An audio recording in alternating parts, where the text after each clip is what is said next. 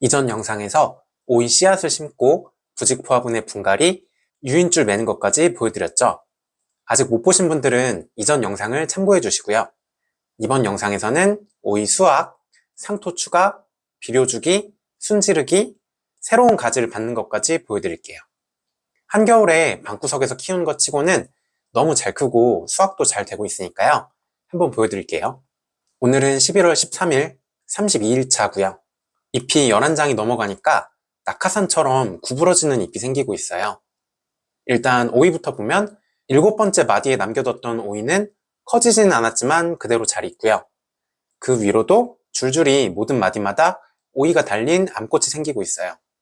역시 이 주렁주렁이란 품종이 숫꽃은 하나도 없고 암꽃만 달려서 키우기가 너무 편하네요. 반면에 잎은 상태가 조금 안 좋아 보여요.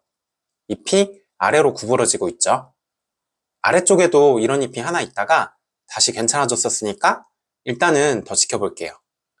뿌리는 엄청 잘 자라는 게 이렇게 흙 위로 뿌리가 막 나오고 있어요. 이걸 상토로 덮어줄 필요는 없으세요. 저도 예전엔 뿌리가 나올 때마다 매번 덮어줬었는데 굳이 그럴 필요가 없더라고요. 어차피 이렇게 뿌리가 튀어나올 정도면 흙 안에는 이거의 몇백 배, 몇천 배의 뿌리 양이 있어요. 그렇기도 하고 이렇게 나왔던 뿌리는 결국에 말라서 사라질 거고요. 그게 일종의 뿌리 전정 효과가 있어서 그 안쪽에 뿌리 발달을 더 촉진하게 돼요. 어차피 덮어줘봐야 또 튀어나오니까요. 그냥 내 식물이 잘 크고 있구나 하고 생각하시면 되고 특별히 신경 쓸 필요는 없으세요. 오늘은 11월 18일 37일차고요. 제가 부모님이랑 가족여행을 다녀오느라 3박 4일 동안 집을 비웠어요. 관리를 못했더니 오이가 엉망이네요. 흙 윗면이 완전히 말랐고요. 며칠 새에 많이 자라서 빨리 묶어줘야 될 것 같아요. 제일 문제는 잎이 많이 구부러졌어요. 일단 알아보기 쉽게 위로 유인부터 해줄게요. 덩굴손도 자르고요. 곁순도 잘라줄게요. 물은 화분 부피의 10%인 800ml를 줄게요. 7번째 마디에 달렸던 오이는 꽃이 피려고 하네요. 전체적으로 보면 잎이 많이 구부러졌어요. 이렇게 잎이 구부러지는 현상이 대부분의 식물에서 흔한 증상이에요. 특히 실내에서 식물을 키우거나 실외에서 어린 묘목인 경우에 종종 볼 수 있으세요. 특히 샤인머스켓에서 많이 보이는데 흔히 오갈병이라고 부르더라고요. 이게 바이러스 증상이라는 얘기도 있었는데 막상 확인된 바이러스도 없고 전염성도 없어요. 질병보다는 일종의 생리장애로 보는 게 맞으세요. 주로 칼슘이랑 미량요소 부족이 1차적인 원인이에요. 그럼 다시 칼슘이 왜 부족한지를 생각해 봐야겠죠? 칼슘이 부족한 첫 번째 이유는 진짜로 칼슘이 부족해서예요. 특히 상토의 경우에 칼슘이 부족해요. 제가 항상 상토의 양분이 엄청 충분하니까 비료는 한동안 안 주셔도 된다고 말씀드리는데요. 유일한 예외가 칼슘이에요. 식물마다 다르긴 하지만 대부분 식물에서 상토에 있는 칼슘으로는 오래 버티기가 힘들어요. 이게 상토를 만들 때 일부러 적게 넣은 게 아니고요. 칼슘 성질 자체가 물에 안 녹는 성분으로 바뀌기가 쉬워요. 그래서 상토에 칼슘을 많이 넣고 싶어도 넣을 수가 없어요. 그래서 상토에서 식물을 키우다 보면 제일 빨리 고갈되는 게 칼슘이에요. 그래서 지금 제 오이에서도 화분 안에 칼슘이 완전히 고갈되었을 수 있어요. 그 다음에 칼슘이 부족할 수 있는 두 번째 가능성은 물을 적게 줘서예요. 다른 영양소도 마찬가지지만 식물이 영양소를 흡수하는 건 물을 먹으면서 같이 먹게 되는 거거든요. 근데 다른 영양소는 잎이 자라면서 나중에라도 잎에 채워질 수가 있어요. 그런데 칼슘만큼은 잎이 아주 어릴 때 한 번 부족하면 그 다음에 아무리 칼슘을 많이 흡수해도 그 잎으로는 채워지지가 않아요. 그래서 잎이 어릴 때 물이 부족하면 칼슘 부족이 제일 심하게 나타나요. 다른 성분은 나중에 물을 주면 채워지는데 칼슘은 물을 줘도 그 잎으로는 안 채워지는 거죠. 지금 저도 3박 4일 동안 물을 못 줬으니까 물 부족일 가능성이 있죠. 그 다음 세 번째 원인은 뿌리가 잘 발달되지 않아서예요. 굵은 뿌리가 많아도 가는 뿌리가 부족하면 질소나 다른 성분에 비해서 칼슘이 잘 흡수가 안 되거든요. 마지막 네 번째 원인은 햇빛 부족이에요. 햇빛이 부족하면 잎이 물을 적게 먹을 거고요. 물이랑 같이 딸려와야 되는 칼슘도 흡수가 잘 안 되겠죠. 햇빛 부족은 뿌리 부족이랑도 연결돼요. 햇빛이 충분해서 수분 스트레스, 그러니까 물이 더 필요하다는 걸 식물이 느껴야 뿌리를 더 빨리 만들거든요. 대부분의 경우에 이 햇빛 부족이 원인인 경우가 많아요. 저도 예전에 거실에서 키우던 샤인머스켓이 잎이 오그라지는 게 심했었는데 옥상으로 가져가니까 귀신같이 다 나왔거든요. 무화과 같은 경우도 FMV라고 잎이 상하는 증상이 있어요. 이것도 햇빛 쨍쨍한 곳으로 옮겨 놓으면 금방 나아요. 그래서 실내에서 잎이 오그라지는 현상은 칼슘 부족이 1차적인 원인이긴 한데 궁극적으로는 햇빛이 부족해서 그런 경우가 많아요. 그럼 실내에서는 이런 현상이 나와도 어쩔 수 없다고 포기하고 그냥 키워야 될까요? 당연히 햇빛 말고 다른 방식으로도 어느 정도 식물을 도와줄 수 있어요. 첫 번째 방법은 칼슘을 더 넣어주는 방법이에요. 칼슘이 고갈된 게 아니고 있는 칼슘도 못 먹고 있어도 칼슘을 더 넣어주면 도움이 돼요. 왜냐면 잎이 오그라지는 건 양분 간의 균형의 문제거든요. 질소는 충분히 있어서 잎이 계속 생길 수 있는데 그 잎의 세포벽을 튼튼하게 해줄 칼슘이 상대적으로 부족한 거거든요. 그래서 칼슘을 화분에 공급해주면 질소 같은 다른 성분의 흡수를 늦춰줄 수가 있어요. 옆면 시비, 그러니까 잎에다 직접 칼슘제를 뿌리실 필요는 없고요. 뿌리, 그러니까 흙에다가 칼슘 비료를 주면 되세요. 여러 가지 칼슘제가 있지만 이럴 때 제일 추천드리는 건 초산칼슘이에요. 물에 잘 녹아서 빨리 공급되면서도 성장세를 억제해주는 효과가 있거든요. 그 다음에 두 번째 방법은 순지르기를 해주는 거예요. 맨 위에 자라고 있는 순, 그러니까 가지 끝을 잘라주면 새로 곁순을 틔워서 자랄 때까지 성장이 멈추겠죠. 그러면 남는 에너지가 대부분 뿌리를 만드는 데 쓰이거든요. 그렇게 뿌리가 튼튼해지면 곁순이 나와서 다시 자랄 때는 증상이 많이 완화될 거예요. 이 두 번째 해결책이 제일 추천드리는 방법이에요. 그 다음에 세 번째 방법은 물을 더 짧은 주기로 주는 거예요. 이건 물 부족 때문에 일시적으로 칼슘이 부족했던 경우에만 효과가 있을 거예요. 물이 부족했는지 아닌지 잘 모르시겠으면 평소보다 더 짧은 주기로 물을 줘보시고요. 그 후에 새로 생기는 잎도 똑같이 오그라지면 물 부족이 원인이 아닌 거예요. 물론 물 주는 방법 영상에서 말씀드린 대로 물이 바닥으로 흘러나오지 않게 주셔야 되세요. 물이 바닥으로 흐를 정도로 많이 주면 가는 뿌리 발달이 늦어지거든요. 그러면 안 그래도 뿌리가 부족한데 증상이 더 심해질 거예요. 그래서 물 주는 주기를 줄일 때는 한 번에 주는 물 양도 같이 줄여주세요. 마지막 네 번째 방법은 사실 햇빛을 많이 보여주는 게 가장 확실해요. 다만 이건 키우는 장소를 바꾸지 않는 이상 개선할 수 있는 여지가 많지는 않겠죠. 저는 일단 원인 파악을 위해서 며칠 동안 물을 충분히 줘볼게요. 물을 잘 준 다음에 새로 생기는 잎이 멀쩡하면 물 부족이 원인이었을 거고요. 똑같이 오그라지면 다른 원인이겠죠. 그럼 며칠 후에 다시 영상 찍어보겠습니다. 오늘은 11월 22일 41일차고요. 오이꽃이 많이 피었네요. 줄기는 첫 번째 줄 맨 위까지 올라갔고요. 옆으로 보낸 다음에 두 번째 줄에 아래로 유인하면서 키울 거예요. 그동안 물을 매일 화분 부피의 5%, 그러니까 400ml씩 줬어요. 새로 자라는 잎이 멀쩡해지는 것 같기도 하네요. 일단은 더 지켜보고요. 오이는 7번째 마디, 8번째, 9번째, 10번째, 11번째, 12번째 마디까지 꽃이 피었고요. 그 위로도 마디마디마다 계속 오이가 달려있어요. 아직은 오이가 커지기보다는 줄기랑 새 잎이 자라는 데 집중하고 있네요. 일단은 더 지켜볼게요. 오늘은 11월 26일 45일차고요. 오이가 커지기 시작했어요. 줄기는 두 번째 줄로 유인하기 시작했는데 새로 자라는 잎이 계속 오그라지고 있어요. 잎이 아주 어릴 땐 표시가 잘 안 나는데 조금만 크면 전부 오그라지고 있어요. 그동안 매일 물을 줬기 때문에 칼슘 부족이 물 부족 때문에 그랬던 건 아닌 것 같아요. 아마 칼슘이 아예 고갈되었거나 햇빛이 부족해서 그런 것 같아요. 저는 어떻게 되나 보려고 일단은 그냥 키우고 있는데 다른 분들은 미리 초산칼슘을 주거나 순지르기를 해주시는 게 좋을 것 같아요.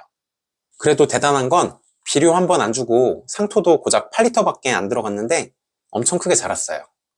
잎이 20장도 넘어요. 제가 종종 말씀드리는 게 상토에 양분이 엄청 충분히 있으니까 웬만큼 클 때까지 비료 줄 필요가 없다고 말씀드리잖아요. 지금 오이가 얼마나 컸는지를 보시면 그게 증명이 되죠. 상토가 육묘용으로 씨앗이나 새싹까지만 키우는 용도라는 건 완전히 틀린 얘기예요. 그러니까 내 식물이 화분 크기에 비해서 잘 못 자라면 양분 부족이라고 생각하고 비료를 주지 마시고요. 화분이랑 흙이 통기성이 좋은지, 물 주는 습관은 괜찮은지를 제일 먼저 점검해 봐야 되세요. 7번째 마디에 달렸던 오이도 많이 컸어요.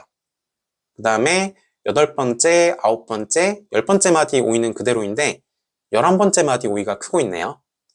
아마 잎이랑 줄기가 너무 많이 자라서 모든 마디에 달린 오이를 다 익힐 수는 없을 것 같아요. 그 위쪽으로도 줄줄이 오이가 계속 있어서 자기가 알아서 몇 개만 골라서 익히는 것 같아요. 지금 심어져 있는 상토 8리터에는 대략 오이 8개를 키울 수 있는 양분이 들어있어요. 단순히 오이만 생각한 게 아니고 오이 8개를 키우는데 필요한 잎, 줄기, 뿌리까지 포함해서 계산한 양이에요. 오이는 이제 막 한 개가 커지고 있으니까 아직 양분이 많이 남았어야 돼요. 그런데 잎은 벌써 20장도 넘었거든요. 잎이랑 줄기가 너무 빨리 자라서 슬슬 양분 부족을 걱정할 때가 됐어요. 그래서 내일은 부직포 화분을 펴서 상토를 더 추가해 줄게요. 그러려면 아래쪽 잎을 오늘 미리 잘라야 돼요. 다른 식물은 당일에 잘라도 되는데 오이는 자른 단면이 병균에 취약해서 하루 전에 미리 자르는 게 좋을 것 같아요. 1장, 2장, 3장, 3장까지 잘랐고요. 몇 장을 자를지는 접었던 화분을 폈을 때 어디까지 흙 속으로 들어갈지를 가늠해서 잘라주세요. 오늘은 11월 27일 46일차 하고요. 새 잎은 여전히 오그라지고 있네요. 7번째 마디에 달린 오이는 많이 통통해졌어요. 그래도 아직은 좀 쪼글쪼글해서 하루 이틀은 더 있다가 수확해 볼게요. 오늘은 부직포 화분을 펴서 상토를 꽉 채워줄게요. 먼저 접었던 부직포 화분을 펼게요. 이게 카메라 뒤에 서서 하려니까 멀어서 쉽지 않네요. 이제 다 폈고요. 상토를 채워줄게요. 여기가 방 안에 침대 뒤라서 상토를 안 흘리게 조심조심 넣어보겠습니다. 매번 말씀드리지만 어떤 화분이든 분갈이 할 때 흙을 거의 꽉 채워야 되세요. 그래야 흙 윗부분에 공기 순환이 좋아져서 뿌리가 건강해지거든요. 이제 물을 줄게요. 물은 화분 부피의 10%를 줄 거예요. 권장드리는 물 주는 범위가 화분 부피의 5에서 10%인데 분갈이 직후는 물을 충분히 주시는 게 좋거든요. 그래야 기존 흙이랑 새 흙 사이에 수분 편차가 없어져요. 물을 부족하게 주시면 새 흙 쪽으로 물을 뺏겨서 뿌리에 안 좋거든요. 저희 부직포 화분 중형 부피가 대충 15리터니까 이거의 10%면 1.5리터죠. 500ml 물병으로 3번을 줬습니다. 오늘은 서울에 역대급으로 눈이 많이 왔어요. 이렇게 눈이 많이 오는 한겨울에 오이가 주렁주렁 열리고 있는 게 재밌네요. 오늘은 11월 28일 47일차 하고요. 드디어 첫 수확을 해보겠습니다. 파는 오이보다 조금 짧긴 해도 나름 튼실하네요. 길이는 15cm 정도 되고요.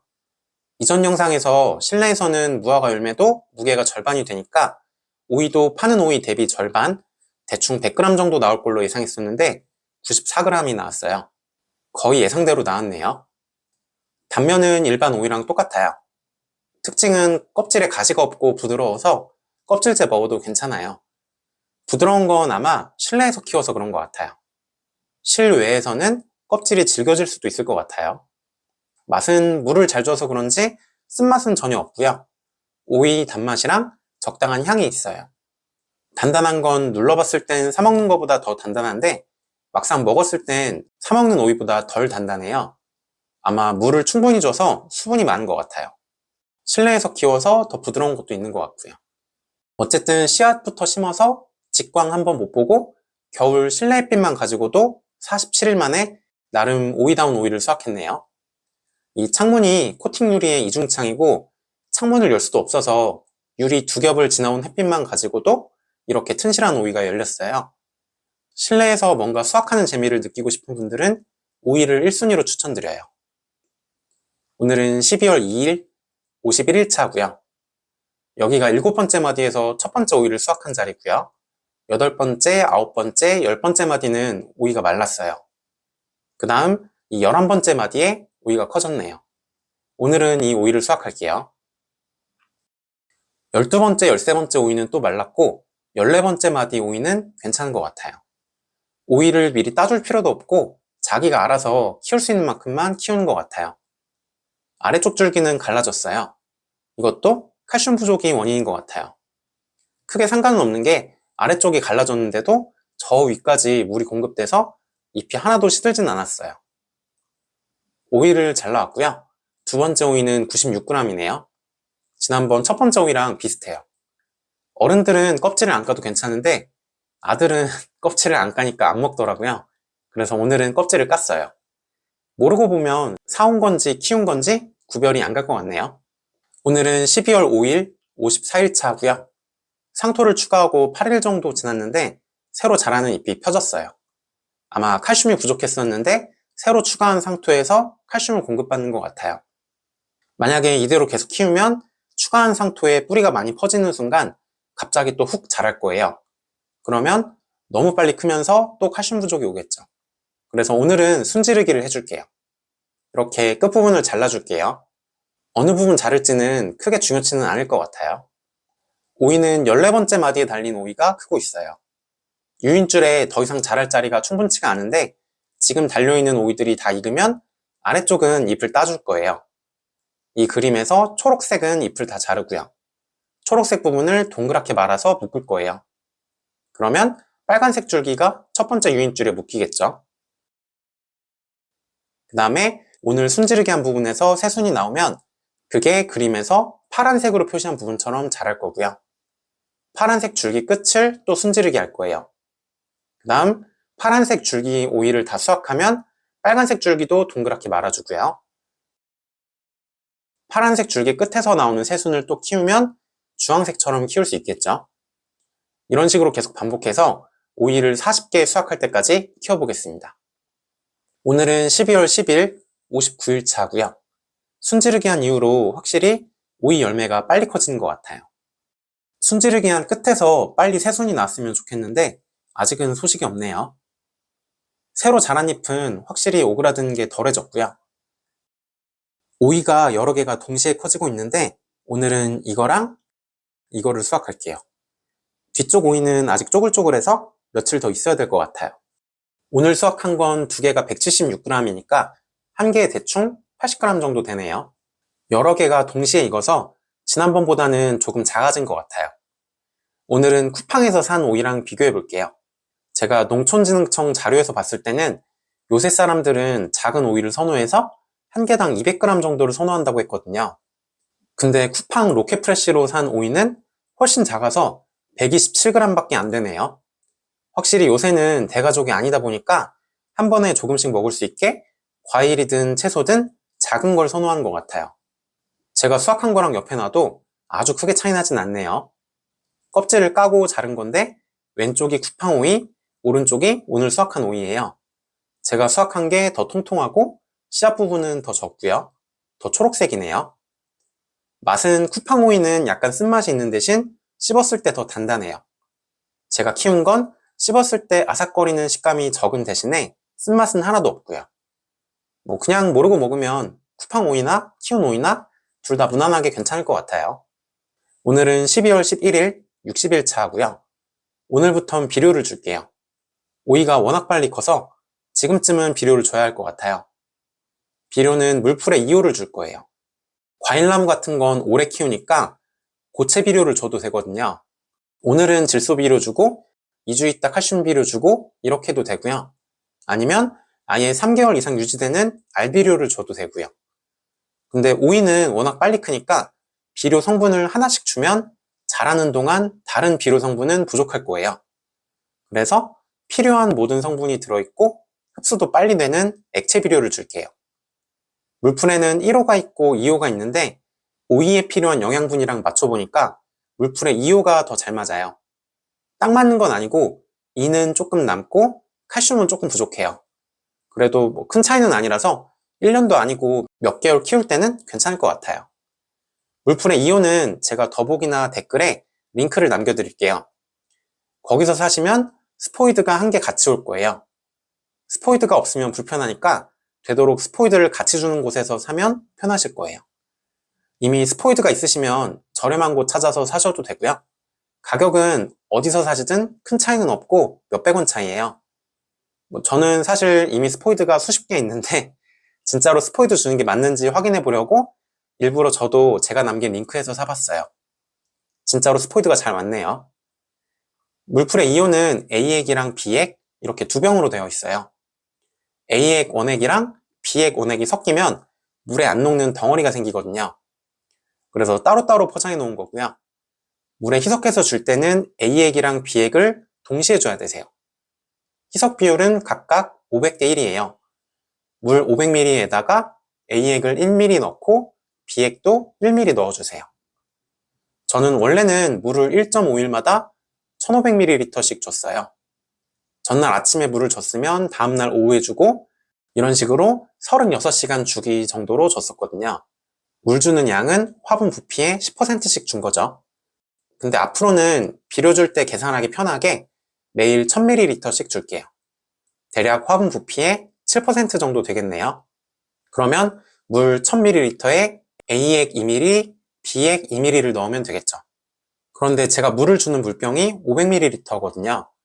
이걸 귀찮게 500ml에 A액 1ml, B액 1ml를 넣고 또 한 번 만들어서 500ml에 A액 1ml, B액 1ml를 넣을 필요가 없으세요. 그냥 첫 번째 500ml에는 A액을 2ml 넣고요. 두 번째 500ml에는 B액을 2ml 넣으면 되겠죠. 이제 말씀드린 방법대로 희석을 해볼게요. 첫 번째 물 500ml를 준비할게요. A액을 2ml 넣었습니다. 스포이드에 A액 원액이 묻어있으면 다음번에 B액에 스포이드를 넣었을 때 안 녹는 덩어리가 생길 수 있어요. 그래서 스포이드를 한번 씻어줄게요. 희석액은 묻어있어도 괜찮으니까 깨끗한 물로 씻지 마시고 A액 희석한 곳에 그냥 헹구시면 되세요. 참고로 스포이드의 2ml가 어디인지 멀리서 보면 잘 안 보일 수 있으세요. 그래서 2ml 자리에 네임펜으로 미리 줄을 그어놨어요.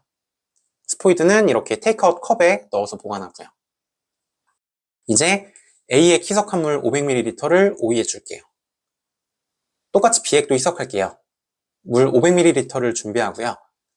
B액 2ml를 넣었습니다. 스포이드를 한번 씻어줬고요. B액 희석한 500ml도 오이에 주겠습니다. 대충 계산해보면 오이 40개를 수확하려면 오늘 준 비료 양대로 75번을 더 줘야 돼요. 매일 줘도 75일이 걸리죠. 그래서 앞으로는 비료 없이 순수한 물을 주진 않을 거고요. 물 줄 때마다 매번 물풀이를 타서 줄게요. 오늘은 12월 12일 61일차고요. 다섯 번째 오이를 수확했어요. 오늘은 153g이나 나왔네요. 지난번에 쿠팡 오이가 127g이었는데 방구석에서 수확한 게 더 커요. 같이 놓고 보면 왼쪽이 오늘 수확한 거고 오른쪽이 쿠팡 오이예요. 거짓말 조금 보태면 집안에서 오이 농사 지어도 되겠네요. 오늘은 12월 18일 67일차고요. 여섯 번째 오이는 180g이 나왔어요. 점점 더 커지네요. 오늘은 12월 24일 73일차고요. 여기가 순지르기 했던 끝부분인데 겹순이 안 나오고 있어요. 한 마디에서 오이가 두 개씩 나오면 작은 건 잘라버렸었는데 혹시라도 작은 오이 자르다가 겹순도 같이 잘릴까봐 안 자르고 놔두고 있어요. 근데도 겹순은 안 나오네요. 오히려 뿌리에서 가까운 쪽에 겹순이 나오고 있어요. 하나, 둘, 셋, 넷. 이 네 번째 마디에서 겹순이 나오고 있죠. 이게 상토 더 채우기 전 기준으로는 일곱 번째 마디고요. 첫 오이를 수확했던 자리예요. 원래 겹순은 맨 위랑 맨 아래가 잘 나오고 중간 마디는 잘 안 나오거든요.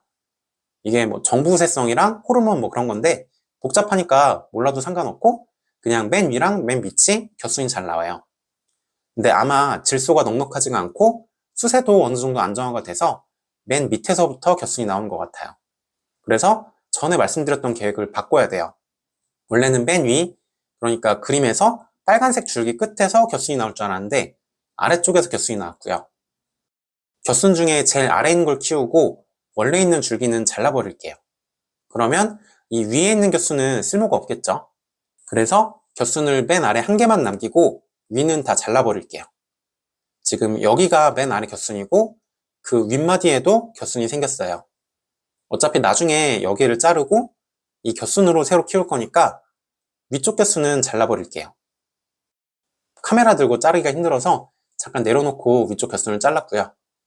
아직 오이 수확이 다 안 끝났어요. 그래서 남아있는 오이 수확이 끝나면 원래 키우던 줄기는 다 잘라버리고 겨순으로 새로 키워볼게요. 오늘은 12월 26일 75일 차고요. 잎이 거의 안 자라고 오이만 크고 있어서 그런지 7번째 오이는 거의 200g이 나왔어요. 199g이네요. 오늘은 12월 30일 79일 차고요. 8번째 오이, 처음 키운 가지에서 자란 마지막 오이를 수확할게요. 겨순도 조금은 자랐네요. 원줄기도 잘라주겠습니다. 일단 오이부터 수확할게요. 179g이네요. 이제 처음 키웠던 줄기는 자를게요. 묶은 것도 다 풀어주고요. 한 번에 다 풀기는 힘들어서 위쪽도 잘라줄게요. 남은 줄기도 다 치울게요. 깔끔해졌네요. 이제 겨순을 유인줄에 묶으면 되겠죠? 겨순이 나온 자리에는 오이가 여러 개 열렸어요. 이 오이를 다 놔두면 겨순이 잘 못 자랄 것 같아요. 어차피 정상도 아닌 게 여기 보시면 오이에서 잎이 자랐죠? 그래서 이 오이들은 다 잘라주고요. 마디가 길어지면서 자란 첫 오이가 여기예요. 그래서 여기 오이부터만 남겨놓을게요. 아래쪽 오이는 다 잘랐습니다. 물론 위쪽도 한 마디의 오이가 여러 개 열린 건 제일 큰 것만 남기고 작은 오이도 잘라줄게요. 다만 이 마디랑 이 마디는 작은 오이도 잠깐 남겨놓을게요. 이 마디들에서 겨순이 나오면 나중에 필요할 수 있거든요. 그림으로 보면 지금 상태가 초록색 줄기를 키우다가 잘라버리고 보라색 겨순을 키우고 있고요. 나중에 보라색 겨순이 10마디가 되면 숨지르기를 할 거예요. 더 길게 키워봐야 어차피 중간 오이는 말라버려서 시간만 오래 걸리는 것 같아요.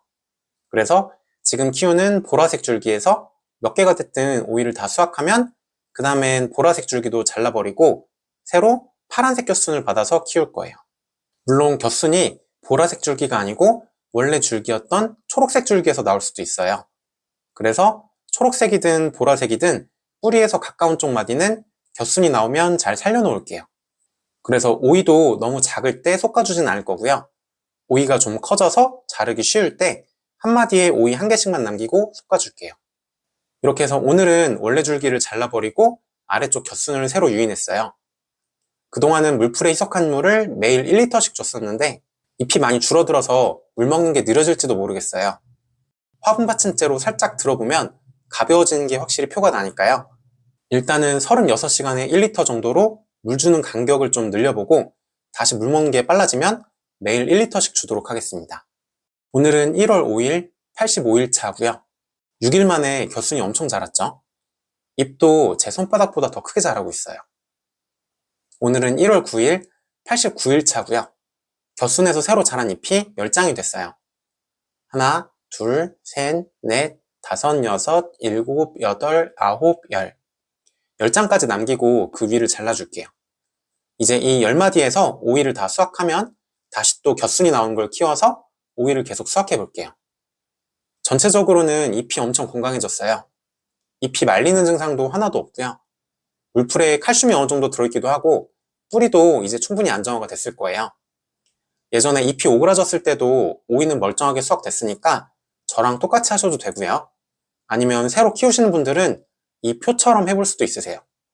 제가 예전 사진을 다시 보니까 부직 화분에 심고 대략 잎이 11장일 때부터 잎이 오그라지기 시작하더라고요. 그래서 저는 잎이 22장일 때 상토를 추가했는데 10장일 때 미리 상토를 추가하는 걸 권장드려요. 잎이 10장일 때 초산칼슘 같은 칼슘 비료를 주셔도 되는데 어차피 물풀이를 쓴다면 굳이 초산칼슘을 또 사면 아깝잖아요. 그래서 그냥 상토를 추가하셔도 될 것 같아요. 그 다음에 순지르기도 저는 잎이 22장일 때 했는데 이건 공간이 꽉 차면 하시면 되세요. 저는 유인줄을 2개를 매서 키웠으니까 22장까지 키울 수 있었는데 대부분은 그렇게까지 키울 공간은 없으실 거예요. 그래서 잎이 10장이든 15장이든 유인줄이 끝나는 위치에서 순지르기를 해주시고요. 겨순이 어디서 나오는지 따라서 두 가지 방법이 있었죠. 겨순이 맨 위에서 나오면 첫 번째 방법처럼 아래쪽 잎을 자르고 돌돌 말아가면서 키우시고요. 겨순이 맨 밑에서 나오면 두 번째 방법처럼 원래 줄기는 잘라버리고 아래쪽 겨순을 새로 유인해서 키우면 되세요. 마지막으로 물풀의 비료를 주기 시작하는 건 씨앗 심고 대략 60일 정도, 부직 화분에 심은 때부터는 대략 40일 정도 후에 시작하면 될 것 같아요. 물론 이건 자라는 거 봐서 며칠 더 일찍 주거나 늦게 주셔도 큰 차이는 없을 것 같아요. 비료를 굉장히 연하게 주는 거라서 조금 일찍 준다고 과비가 오거나 늦게 준다고 많이 부족하진 않을 거거든요. 만약에 비료 없이 상토로만 키우시면 가드닝랩 부직포화분 중형 기준으로 오이 5개에서 8개 정도는 수확 가능할 것 같아요. 물론 저보다 순지르기를 더 빨리 해주시면 쓸데없이 잎에다 비료를 낭비하는 게 아니라 좀 더 빨리 열매에 집중해서 더 많이 수확할 수도 있을 것 같아요. 제가 씨앗 심고 첫 수확까지 47일이 걸렸으니까 지금 심으시면 2월 말이면 수확 가능하세요. 실내에서는 춘분, 그러니까 3월 21일까지가 햇빛이 가장 잘 드는 시기거든요. 그래서 하루에 3시간 이상 햇빛이 드는 창가는 지금 빨리 씨앗을 심으시면 충분히 수확할 수 있어요. 실내에서 키우기도 너무 쉬운 식물이니까 오이 한번 키워보세요. 하루하루 쑥쑥 자라서 키우는 재미도 있고 신선한 오이도 맛볼 수 있으세요. 사 먹는 오이보다 더 크게도 열리고요. 물론 따뜻한 봄이 되면 베란다나 옥상, 텃밭에도 심으실 수 있겠죠. 이 정도면 오이에 대해서 설명드릴 건 다 설명한 것 같아요. 구독자분께서 저희 부직포화분으로 오이 농사를 짓고 싶다고 하셔서 시작한 건데 도움이 되셨을지 모르겠네요. 지금까지 키워본 느낌으로는 오이는 토경보다 양액 재배가 잘 맞는 것 같아요. 자라는 게 엄청 빨라서 고체 비료를 주면 대응이 어려울 거예요. 갑자기 날씨가 안 좋거나 자라는 속도가 바뀌었을 때 바로바로 비료를 조절해줘야 될 것 같아요. 그래서 부직포화분에 무비상토나 배지를 넣고요. 아예 처음부터 양액 비료를 주시면 경쟁력이 있을 것 같아요. 이미 양액 재배로 하고 있는 농가들도 있으니까 기술센터 같은 데 문의해 보시면 양액 조성이랑 처방도 나와 있을 것 같고요. 저는 이제 오이를 몇 개까지 수확할 수 있을지 계속 키워볼게요. 목표가 40개였는데 79일차까지 8개를 수확했고요. 얼마나 더 걸릴진 모르겠지만 더 키워보면서 다음 영상으로 찾아오겠습니다. 감사합니다.